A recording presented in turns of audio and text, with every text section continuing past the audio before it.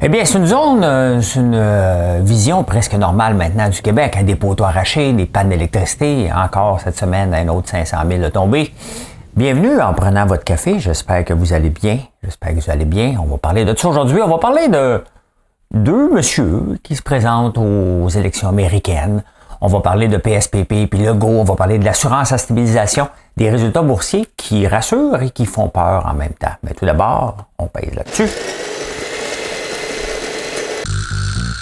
Ça, c'est le moment où vous pouvez faire un like, vous abonner, laisser un petit commentaire. Bonjour François, ça fait du bien, YouTube aime ça. De façon hypocrite, hein? Ben, c'est la façon normale de vous dire asseyez-vous tranquillement.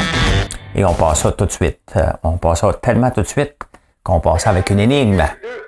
LGBTQI+, voici l'énigme du jour. Le 27 avril 1950, je vous montre quelque chose. C'est une énigme visuelle.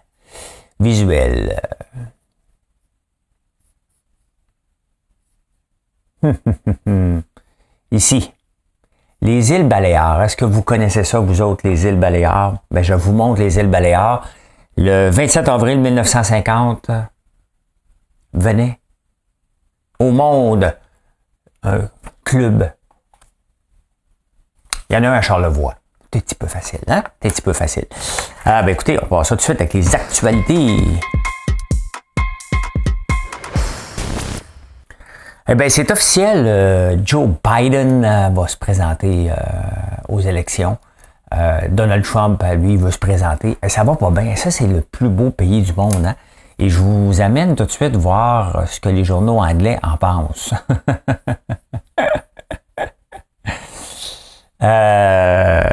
Regardez ça. It's a geriatric who should be in a whole home folks versus a nutcase who should well end up behind bars. C'est ça, les États-Unis, le plus beau pays du monde. Mais quand même, c'est un peu bête, là. Un vieux monsieur qui devrait être dans une maison de CHSLD. Faut pas pousser non plus, là. Mais quand même, hein, ça représente quoi?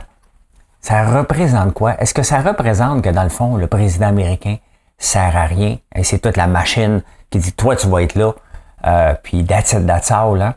Donc, Ronald Reagan, c'était un peu la même chose, hein? Il était placé là. Donc, mais tu sais, est-ce qu'on doit chialer un petit peu, hein? On est pris avec, pas des vieux, des jeunes, Justin Trudeau et Pierre Poilievre. Mais c'est pas, hein? Tu regardes ça à travers le monde. Tu regardes la plupart des leaders, même les pays non diplomatiques, les dictatures. Tu regardes qui gère la plupart des planètes. Regardez Poutine, hein? Il n'y en a pas beaucoup de bons, là. Et ça gère le monde. Il faut le faire en tabarnouche, hein? Hey, le prix du diesel. As-tu du fuel, toi? J'ai-tu le prix, ça? Ouais. Ça descend. Ça paraît pas beaucoup à la pompe. Ça veut dire quoi que ça descend? Hein? C'est-tu une bonne nouvelle ou c'est pas une bonne nouvelle? Si ça descendait parce qu'on a rajouté des raffineries, parce qu'un des problèmes qu'il y a une rareté dans le diesel, c'est qu'il manque de raffineries pour le faire. Pourquoi qu'il manque de raffineries?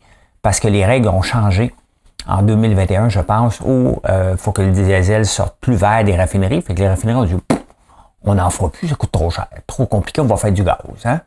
Et c'est exactement ce qui est arrivé, le prix a monté. Il n'en manque pas de diesel. Et là, ça baisse.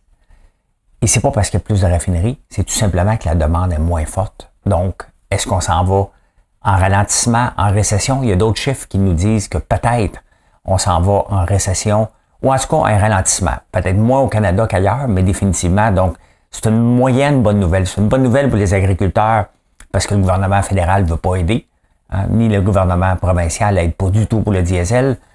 Puis on rentre dans les champs là, actuellement. On est dans les champs, les tracteurs. Donc, ça en prend du fuel, hein, de la gazole. La première fois que j'étais allé en Europe, on dit, c'était marqué gazole. Et moi, je venais de louer une auto électrique, là, une auto diesel. J'ai capoté en tabarnouche. Et en parlant de ça, tu sais, je m'en vais en Italie cet été. Je devrais avoir mon passeport. Mon fils l'a eu cette semaine. Je devrais l'avoir. Mais là, les autos, je veux juste me louer une petite auto. Il n'y a pas d'auto automatique qui coûte pas cher. Fait que je me ramasse avec une manuelle. J'ai hâte de repartir.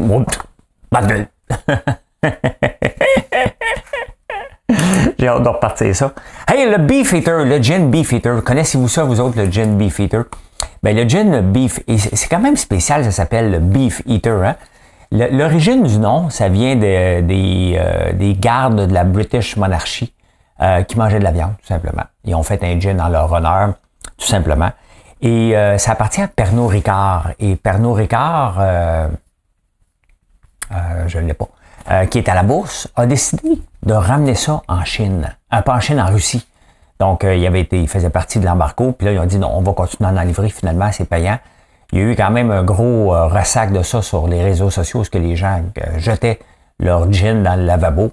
Mais j'ai regardé le prix de la bourse et ça va super bien. Donc, ça n'a pas l'air à les affecter trop. Le monde se dit, OK, tu peux en acheter, tu peux en racheter d'autres, tout simplement.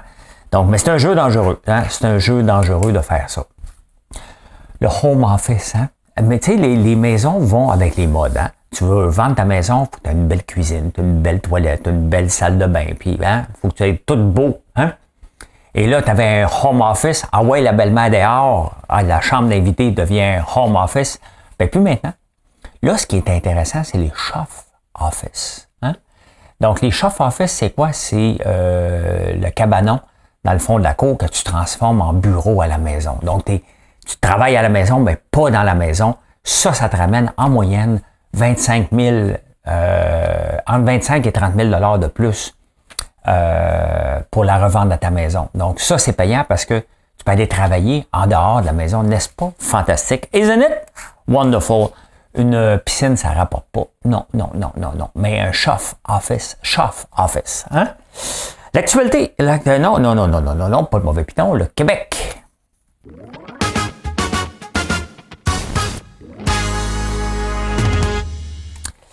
Au Québec, une panne électrique encore. Et c'est drôle parce que là, vous savez que je pète des coches parce que je suis souvent victime d'une panne électrique. En campagne, j'en ai eu une en fin de semaine qui m'empêchait de dormir, bien entendu. Et là, c'est 500 000 Québécois. Une faille à Churchill. Ça fait pitié, hein? Notre réseau électrique, il est très, très, très, très, très fragile. Mais tellement fragile que ça en est gênant. Sincèrement, là, le Québec investit pas. Ça veut dire que le Québec investit pas dans ses infrastructures ou qu'on a eu une attaque informatique qu'on ne le sait pas, puis le gouvernement ne le dira jamais. Quand même qu'il y aurait eu une attaque hier, là, le gouvernement ne le dira jamais. Oubliez ça, il ne le dira pas. On n'a jamais su avec Desjardins ce qui s'était passé avec le gars qui avait volé les données parce qu'il faut que ça aille en cours. On ne le saura jamais. Mais ce qu'on voit dernièrement, c'est que notre réseau est mal en point. Très mal en point. Et on n'a pas assez investi. Je le dis, hein, quand le gouvernement, le Hydro-Québec, rapporte 4 milliards de profit alors qu'on lui demande 1 milliard, c'est pas bon. Ce n'est pas bon pour personne. C'est pas bon pour personne parce qu'on perd de l'électricité. Puis l'électricité, ça donne qu'on en a besoin. Hein? On s'en a besoin. Puis là, vous allez me dire, prends-toi donc des génératrices. Mais là, c'est pas juste moi, là. Hein? C'est pas ma petite personne, là. Puis des génératrices, ça coûte cher. Puis quand on branche la génératrice, il y a un moteur qui fait rouler ça qui est au diesel. Hein? C'est pas bon pour la planète et c'est pas bon pour le portefeuille parce que ça coûte en moyenne 1000 $ par jour faire rouler une génératrice avec mon tracteur. Donc, au prix du diesel actuel, si je dois rouler 24 heures, ben c'est ça que ça coûte. C'est ça que ça coûte. Fait que c'est pas juste pour moi que ça coûte ça. Ça coûte ça pour tout le monde. Il y a un match de boxe cette semaine, Legault versus Plamondon. Et tu sais, les partis d'opposition sont forts pour accuser Legault quand lui aussi remet des baffes. Hein? Mais tu sais, à un moment donné, il en reçoit.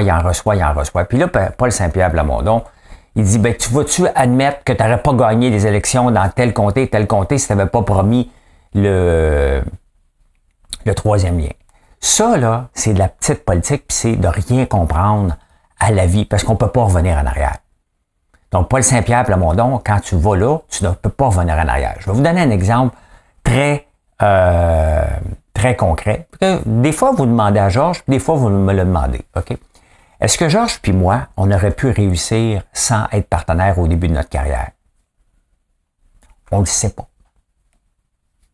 On ne peut pas revenir en arrière. On ne le sait pas si on aurait eu la même carrière prolifique. Il réussit très bien et je réussis très bien. Est-ce qu'on a réussi ensemble parce qu'on a appris ensemble? Peut-être. Est-ce qu'on a réussi ensemble parce qu'on était pas pire? Peut-être. Il y a trop de peut-être. Donc, moi, je réponds pas à cette question, puis lui non plus veut même pas y répondre. Si on avait une belle carrière avant de se rencontrer, on en a encore une belle, chacun de notre bord, après s'avoir rencontré. Et c'est ça qu'il faut regarder. Donc, Paul Saint-Pierre Plamondon, quand tu poses des questions comme ça, ben c'est sûr que Legault a le droit de se revirer de bord et de dire « Toi, t'aurais-tu rentré ton élection si Québec solidaire n'avait pas triché avec les pamphlets? » Oh, moi j'aime ça. Hein? Paf! J'ai pas de ça, moi, ici. J'ai pas de ça. J'ai pas de ça. Ah ben, coudonc, tabarnouche. On va manger du popcorn. C'est ça qu'on va faire à la place. Hein? C'est ça qu'on va faire à la place de prendre du popcorn. Donc, ben oui, il y a le droit, François Legault, d'en donner un peu, il en mange. Donc, c'est 100% normal qu'il en redonne un peu. Il ne faut pas que les autres partis capotent. Il faut arrêter de revenir en arrière. Est-ce qu'il aurait rentré ou pas? Il a rentré. Et c'est ça. S'il a menti, ça va se régler dans 4 mois. Hein? Dans 4 mois. Est-ce qu'Éric Kerr devrait démissionner? Éric Kerr ne devrait pas démissionner pour ça. Éric Kerr devrait partir par fierté parce qu'il ne sert à rien, tout simplement. Et c'est pas perso, je ne le connais pas. Mais il ne sert à rien. Son ministère ne sert à rien. Legault ne peut pas le tasser en ce moment. Il va donner raison à Éric Duhaime. Donc, Éric Duhaime, il voudrait que Éric Kerr se tasse, bien entendu, en pensant qu'il va gagner automatiquement. Ça n'arrivera pas. Puis, il voudrait qu'Éric Kerr se tasse. Mais c'est pas en jappant trop fort qu'il va se tasser, que le premier ministre va le tasser. Il ne le tassera pas tout de suite pour donner raison aux autres. Donc, ça marche pas comme ça. Hein? Ah ben, Fitzgibbon. Fitzgibbon qui donne à KPMG un mandat de... Tiens, voilà une couple de millions, donne-moi un plan de relance. Hein? Ça va d'abord, il dit à McKenzie, il reçoit le plan de relance, il dit à McKenzie, analyse-moi donc le plan de relance, t'en voilà 5 millions. Sincèrement, là, il veut pas, parce qu'on parle de milliards, faut pas se tromper.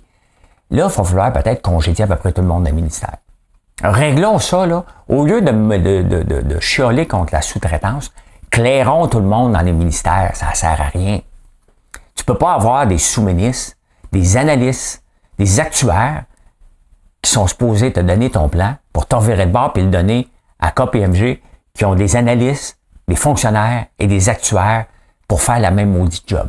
Hein? C'est le rôle d'un ministère de voir voici où est-ce qu'on s'en va. Il n'y a pas des gens des postes stratégiques. Sincèrement, tu n'as pas des gens avec une vision, avec un plan d'avenir. Tu n'as pas ça dans ton organisation. Il n'y a personne au gouvernement qui peut te pondre un plan. Bâtissons le ministère du futur, tabarnouche, hein? Le ministère de l'évolution du futur. Non, je me trompe de... Je me suis trompé de premier ministre. J'ai trop hâte, j'aime trop ça le limiter. Mais sincèrement, ça fait pitié. Ça n'a pas de bon sens qu'on fasse ça, qu'on dilapide des fonds publics comme ça pour se revalider, de refaire valider. Il y a des gens au ministère, s'ils sont pas capables, tu les congédies. On a 7 millions là, pour embaucher des gens s'ils sont pas là. Faut arrêter ça. Vous tombez sur la tête. L'assurance stabilisation, pour ceux qui ne connaissent pas ça, ben, sachez que vous le payez pas mal. Hein. L'assurance stabilisation, c'est si tu n'as pas les revenus. Puis c'est des chiffres complexes, mais il y a ça en agriculture. J'en ai déjà eu, je pense pas que j'en ai en ce moment, j'en demande pas. Mais tu as le droit d'en avoir. Mais regardez, dans le mouton. C'est parce que ce que je fais en ce moment, on s'entend, la barbe à papa, il n'y a pas d'assurance stabilisation sur la barbe à papa. Il n'y a pas de comparable. Mais c'est de l'agriculture, de la barbe à papa à l'érable, comme du popcorn à l'érable, c'est de l'agriculture. Là, je fais de l'huile, donc ça ne rentre pas là-dedans non plus. Mais bon, quand tu élèves des moutons, ça rentre là-dedans. Quand tu élèves des porcs, ça rentre là-dedans. C'était mis en place. Hein? Pourquoi? Parce qu'on est un climat nordique, pour être capable de compenser et d'être autosuffisant. Le but était d'être autosuffisant, puis si on ne l'est pas, on va encourager quand même l'autosuffisance en la payant. C'est noble et ça va parfaitement. Mais comme n'importe quoi, ça dérape. Hein? En ce moment, l'assurance stabilisation, c'est près de 50% qui s'en va au secteur porcin. Un secteur qui 30%, je pense, c'est un peu. En tout cas, une grande proportion s'en va au secteur du porc. On le sait que ça va mal, le secteur du porc en ce moment. Olimel qui ferme. On a tout misé vers l'exportation. Est-ce que c'était fait pour ça? La réponse est non. Mais d'année en année, ça va mal parce que le secteur du porc va toujours mal. A toujours mal été puis il va continuer à mal aller tout le temps. Donc, on aurait besoin, pour être autonome, un tiers des porcs qu'on produit. Donc, on envoie beaucoup à l'exportation. On en produit trop. Donc, dès qu'il y a des soubresauts mondiaux, on paye le prix pour ça. Faut pas oublier que nos porcs ici, je pense qu'ils donnent pense que c'est 1 pour 15, 1 pour 16 des bébés. Et au Danemark, c'est 21. Donc, c'est bien entendu que le Danemark est un grand exportateur de porc et plus rentable que nous parce que 5 porcs de différence par truie, ça fait quand même une grosse différence. Donc, on compétitionne comme ça, puis à l'occasion, bon, on se fait avoir. Là, on est là-dedans. Hein? Mais est-ce que l'assurance stabilisation devrait arrêter après qu'on soit autosuffisant? Dès qu'on a le chiffre qu'on a besoin pour l'autosuffisance, ça devrait arrêter par arrangez-vous avec vos troubles pour l'exportation. C'est un gravy. La réponse est oui. On le voit, on s'en rend pas compte, puis à un moment donné, whoop, tout l'argent s'en va là. Ça s'en va pas vers d'autres cultures. Hein? Si l'argent s'en va pas vers d'autres cultures, ben on n'en développe pas d'autres cultures, tout simplement. Et ben voilà. Hein? Donc, l'assurance stabilisation, il faut la revoir. Il faut arrêter. L'exportation, là, regardez, moi, je veux exporter. Mais pour moi, l'exportation, c'est du gravy. Je dois être rentable ici au Québec. Si j'exporte, il faut que je fasse attention à ma structure de coût, parce que si je me fais couper ou le dollar canadien varie et que ça ne vaut plus la peine d'exporter, il ne faut pas que j'aie un fardeau trop élevé. Il faut penser en entrepreneur et non pas en étant dépendant des mamelles de l'État constamment et que l'État ne crée pas des dépendances non plus. Il en crée des dépendances. C'est pas juste les agriculteurs, loin de là, c'est qu'on crée une dépendance. On dit, regarde, produis, je vais t'aider. Je vais t'aider autant que je peux. Fait que, ben voilà, hein? Finance.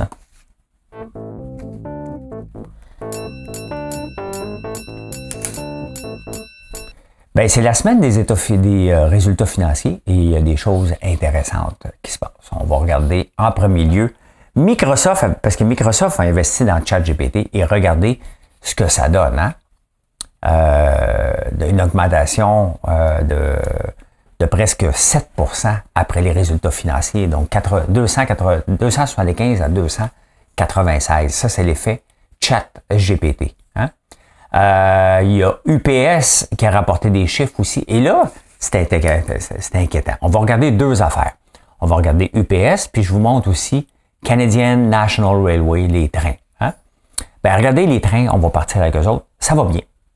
Ça va bien, mais la marchandise a commencé à diminuer. Et l'action du CN et le transport de marchandises est vraiment tributaire d'une économie en santé. Plus qu'on transporte des marchandises, mieux ça va. Donc, le titre n'a pas bougé parce qu'ils ont rapporté des bons chiffres, mais le transport de marchandises a diminué. Regardez UPS, eux autres, ça va un petit peu moins bien. Hein? UPS a rapporté des chiffres catastrophiques et ça prend toute une débarque. 10% pour un titre comme ça. Ben, regardez ce qui se passe avec UPS. Moi, je suis dans le transport. Le coût de transport des colis qu'on livre a presque doublé depuis le début de la pandémie. Donc, vous voyez, l'affaire, c'est que vous ne voyez pas des commerces en ligne fermés parce qu'on ne fait pas d'annonces quand ça ferme. Il y en a qui font des annonces, il y en a qui ferment. Tout simplement parce que la structure de coût pour livrer, elle a doublé. C'est énorme. Donc, on doit avoir un gros volume. C'est ce que j'ai. Et c'est ce que je maintiens pour être capable de maintenir mon entreprise à flot. Ça me prend du gros volume parce que ça a doublé. Donc, au lieu que ça coûte, mettons, 7$, ça coûte 14$ livré. Donc, chez nous, quand vous commandez en bas de 25$, vous voyez, mais c'est donc bien cher. Ben oui, je te charge le plein tarif, fais pas une scène. Hein? Mais mon panier d'achat est plus gros, donc ça me permet de maintenir un tarif abordable. En haut de 75$, c'est gratuit. Hein? UPS a monté ses prix. Regardez, Pure Later, il me court après à chaque année. Hein? Il me dit, hey, regarde, on aimerait ça avoir ta business. À chaque fois, il arrive 30% de plus cher que ce que j'ai. Donc, les compagnies ont exagéré. Eux autres aussi, dans le commerce électronique, ils disent, OK, c'est parfait, ça va bien, on va charger plus cher, Donc, ils ont grimpé. Si vous pensez que l'inflation était de 7% en moyenne, 5%, dites-vous que l'inflation dans les livraisons de colis a été à peu près de 200%. Donc, ils en ont profité, là. Si on regarde sur 5 ans, UPS, ils en ont profité, là. Ça a parti quand même de... Ça ici, on est où? En 2020, c'est en mars 2020. Et là, regardez, à partir du commerce électronique qui a monté, bien, regardez, il était à 94, il a monté jusqu'à 230. Ça, c'est l'effet. Ils ont monté leur prix. Ils ont profité d'une grosse demande. Là, il y a un rebalancement. Et c'est ça qu'on veut. Il y a toujours, c'est pas normal que ça monte de 85 à 195 quand on paye. Quand il y a beaucoup de commerce en ligne, il y a eu un essor du commerce en ligne et le commerce en ligne continue énormément, mais le commerce de retail, le commerce en détail qu'on marche ou qu'on vend en auto, augmente aussi. Donc, il y a moins de livraisons qu'il y avait avant, et c'est normal. Il y en a encore beaucoup, mais la croissance est plus petite. Hein? Le CN, ben, c'est une chose de récession, c'est parler. Ah, ben, Google, pendant qu'on est dans les chiffres, Google, on va aller le voir. Google, je n'ai pas été le voir. J'ai pas été voir. Google, je sais, je ne dis pas comme il faut, là, mais Google. Donc, je vous montre des graphiques, mais tu sais, l'important, c'est de regarder derrière les graphiques. Et c'est ça que je veux vous montrer. C'est pas vraiment de faire un cours de bourse pour dire acheter ou pas acheter. Vous voyez, je le dis même pas de toute façon. C'est de regarder, OK, mais qu'est-ce qui se passe lorsqu'il y a une nouvelle, hein? Bien, regardez, Google pensait, les chiffres avant qu'ils sortent, ça a monté. Et là, le monde s'est dit, ben voyons donc, OK, ça va pas si bien que ça. Donc, c'était de 105, ça a monté à 110 et finalement, ça a redescendu pour se maintenir. Ben écoutez, qu'est-ce qui se passe avec Google, la pub en ligne? Hein? La pub en ligne qui a diminué d'1%. Moi, j'en fais plus de pub en ligne sur Google. Zéro. J'en ferai plus non plus. Avant un méchant bout, c'est pas rentable. C'est peut-être rentable quelqu'un qui a un matelas à 2000$ à vendre avec une marge de profit de 50%, puis peut mettre une grosse pub. Le coût d'acquisition de clients dans le commerce en ligne en moyenne, puis là, je vous l'ai démontré l'autre jour pour le panier bleu. On parle à peu près 60$ lorsqu'on fait une pub en ligne. C'est entre 50 et 60, 70$ en moyenne pour acquérir un client, ce qui n'a aucun bon sens.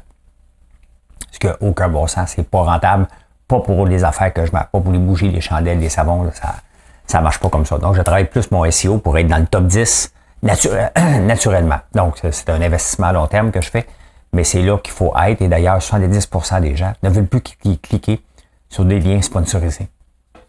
Si vous ne cliquez pas, 7 personnes sur 10 ne cliquez pas sur un lien sponsorisé, Google ne fait pas d'argent.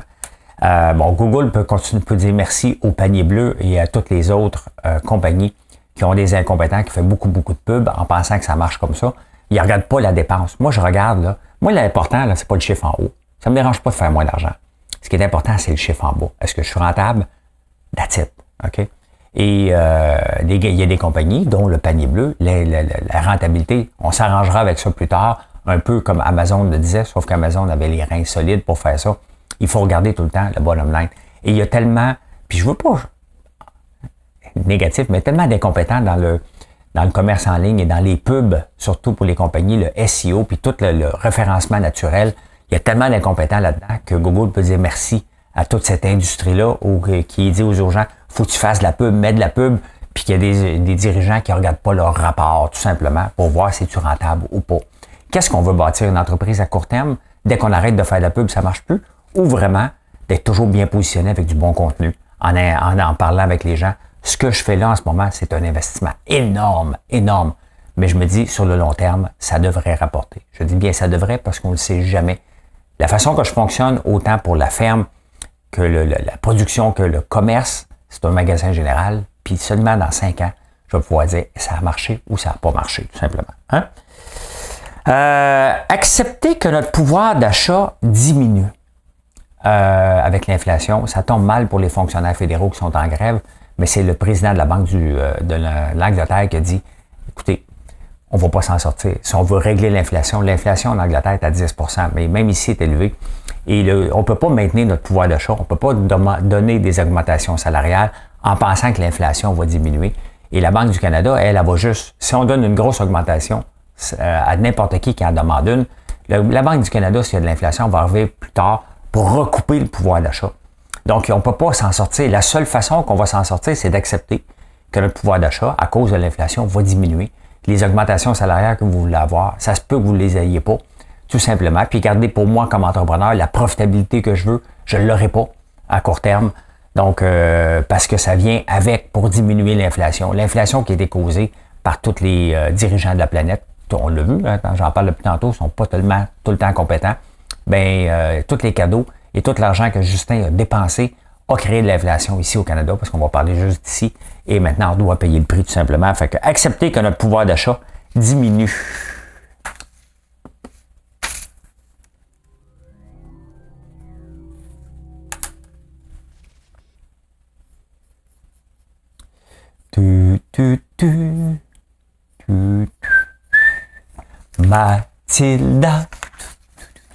Mathilda, Matilda, she take me money and run Venezuela. Once again now, Matilda. Matilda, Matilda, she take me money and run Venezuela. To $500, friends, alas.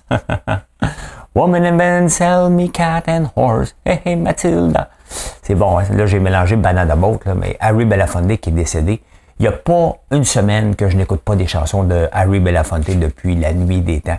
J'adore les chansons-là. Je trouve que ça met de la vie dans une maison. C'est joyeux. Et, comme tout le monde, hein, il avait 96 ans. Donc, salut, Harry. Hein? Salut, salut. En parlant d'Harry, la Kiss Cam, tu sais, quand tu vas dans les voyons, voir le match du Canadien, puis le moment donné, te mettre une caméra dans la face, puis des fois, tu le vois, j'écoute ça des fois sur YouTube, et c'est sa maîtresse ou quelqu'un d'autre, hein, puis, hein. Mais là, c'est Harry puis Meghan qui sont à Los Angeles dans un match de basketball, et la Kiss Cam est dessus, et Meghan, elle a refusé d'embrasser Harry. Elle dit, moi, j'embrasse pas mon mari en public. Point final. Elle n'a pas déjà été actrice, elle n'embrassait pas des gens. Mais pas son mari, elle l'a pris par le bras, puis elle n'a pas embrassé Harry, quand même, hein? Ah, connaissez-vous le Quanard? Le Quanard, parce que le Canard du Québec veut se donner une nouvelle... veut s'assurer que les gens savent que le Canard du Québec que vous achetez, le Canard que vous achetez, c'est bien le Canard du Québec. Ben, ça va falloir que vous remarquez, apprenez un nouveau nom, ça s'appelle le Quanard. Mais qu'est-ce que vous dites? Quanard. Élevé et... comment j'ai marqué? Élevé et transformé au Québec. C'est ça que ça veut dire, le Quanard. Des fois que vous cherchez, là. Mais c'est quoi ça? C'est bizarre, hein? Gardez le même nom, faites du marketing. Puis, moi, quand je voulais me lancer dans le lapin, c'était exactement ce que je voulais, que les gens puissent manger du lapin un mardi soir et non pas un samedi avec la grande famille puis toute le tralala. Et je voulais avoir du prêt-à-manger, des cuisses. Un peu comme le font le canard. Mais pour ça, ça prend il faut que ce soit abordable, bien entendu. Il faut que ce soit facile à préparer. Il ne faut pas que ça coûte trop cher non plus. Donc, c'est là-dedans selon moi, il aurait dû mettre l'emphase plus que changer le nom. Parce qu'il faut que tu apprennes.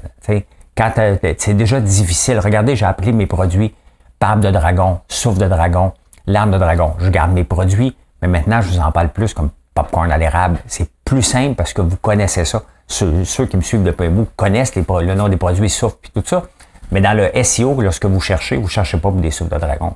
C'est pas bon. Donc, les gens ne chercheront pas pour du canard, du Quanard. Ils cherchent pour du canard du Québec. Donc, voilà. Hein? Ça marche pas. C'est un petit jeu dangereux qui joue. C'est la réponse à l'énigme. Il joue. J'ai-tu vraiment dit ça, moi? LGBTQI+, voici l'énigme du jour. Eh bien, il y en a un au Québec, un club Med, c'est ce que je cherchais, hein? Donc le 27 avril 1950, 2 gars ont formé le premier club Med ici, dans les Baléares. Je pense qu'il n'existe plus, j'ai essayé de voir, puis j'ai pas vu. Écoute, c'est près d'Ibiza. Ibiza est ici, donc ça c'est là que les DJ viennent, là. Et ça c'est l'île de Palma, donc... l'île Baléares. Je ne sais pas comment ça ils ont commencé là. C'était un peu perdu. Donc, entre l'Espagne, au sud de l'Espagne, près de l'Algérie, tout simplement. Donc, c'était là qu'avait eu lieu le premier Club Med, et je peux dire ceci. Mission accomplished. Merci les amis. Venez voir, venez faire un tour chez nous. Venez voir les nouveautés. Je vais vous mettre le lien juste ici. On a beaucoup de nouveautés. Beaucoup de nouveautés. À un moment donné, c'est parce qu'on les retient, puis bon, mon cerveau travaille trop fort, fait qu'à un moment donné, il faut que je les relâche, ces nouveautés-là. Venez voir ce qu'on fait. Hein? Et le but, bien entendu, c'est de faire vivre la Terre d'une façon différente, et c'est ce que je fais un peu à tous les jours, sans subvention. Pas que je m'en vante, mais c'est un fait, puis c'est une fierté. Donc, voilà. Hey, bonne journée. Bye. Matilda, she take me money and run Venezuela. Hey, once again, Matilda. Matilda, passez une belle journée.